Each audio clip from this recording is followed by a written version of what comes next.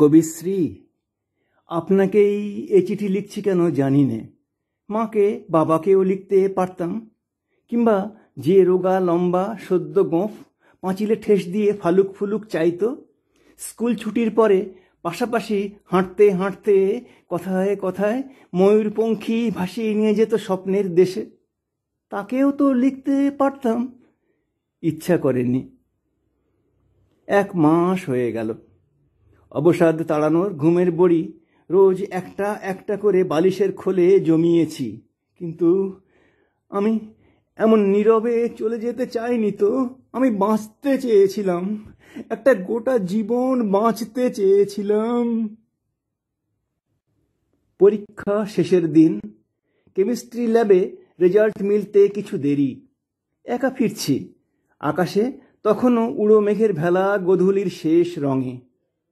আবছা অন্ধকার নামতে পিছন থেকে কাপড়ে পেঁচালো 2 চোখ, টানতে টানতে নিয়ে তীব্র আঘাত। আবার আবার আবার মাথায়, বুকে, তল পেটে জীবন মৃত। ছাপা হলো টিআরপি টানা 1 মাস। কি যন্ত্রণা! মনে হচ্ছিল আমি যেন কসাইয়ের দোকানে ঘিরে চেয়ে থাকা কটা কুকুরের মুখে ছুঁড়ে ফেলা এক টুকরো মাংসপিণ্ড। কোনো স্বপ্ন নেই, ব্রত নেই, আত্মা নেই, একান্ত কিছুই থাকতে নেই আমার, শুধু এক মাংসপিণ্ড। সার বেঁধে সাংবাদিক, ক্যামেরা, অসহ্য তীক্ষ্ণ তীক্ষ্ণ প্রশ্ন। সন্ধ্যার টিভি মজলিস, ডাক্তার, নানান কমিটির হোমরা চোমরা। হোমের প্রতিবেশীদের উঁকি ঝুঁকি, নেতা মন্ত্রীর টেলিফোন সান্ত্বনা, আশ্বাস, ক্ষতিপূরণ, ক্ষতিপূরণের প্রতিশ্রুতি।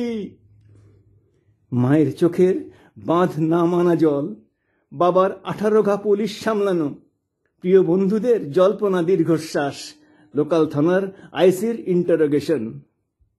সকলের জানার ইচ্ছা, কিভাবে ঘটল, তারা কারা, কেউ কি চেনা ছিল, কতবার হয়েছিল, জ্ঞান ছিল কতক্ষণ, কোর্টে জমা করার ডাক্তারি প্রমাণ মিলেছে, কিভাবে দেখল।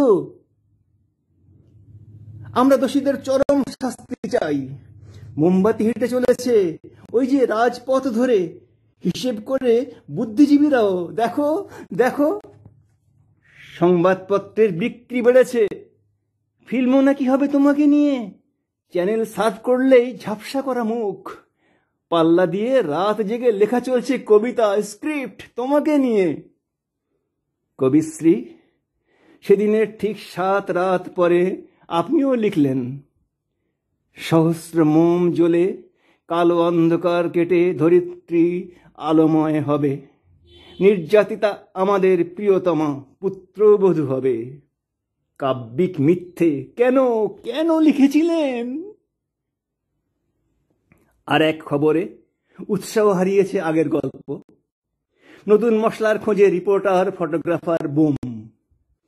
স্কুলে বড় দিদিমণি, অনেক ঝড় গেল, এবছরটা বিশ্রাম নাও। হ্যাঁ, ঘুরিয়ে স্কুলের পরিমণ্ডল তো পবিত্র না? পুরনো বন্ধুদেরও নানান অছিলা। পাশের ঘরে মাসিমা এসে মাকে বলতে শুনলাম, আমার জন্যে ছোট বোনের বিয়ের সংকটের 1, 2, 3, 4।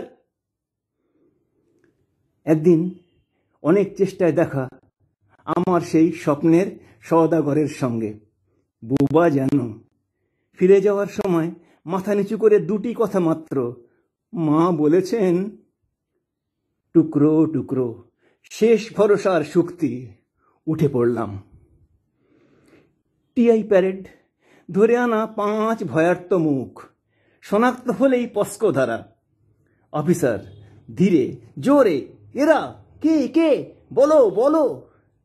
চোখ বাঁধা, কোনো মুখ দেখিনি সেদিন। এ চিঠি যখন পড়ছেন, তখন আপনার লেখার আলো এলো কি না এলো জানা হলো না। ইতি পুনশ্চ।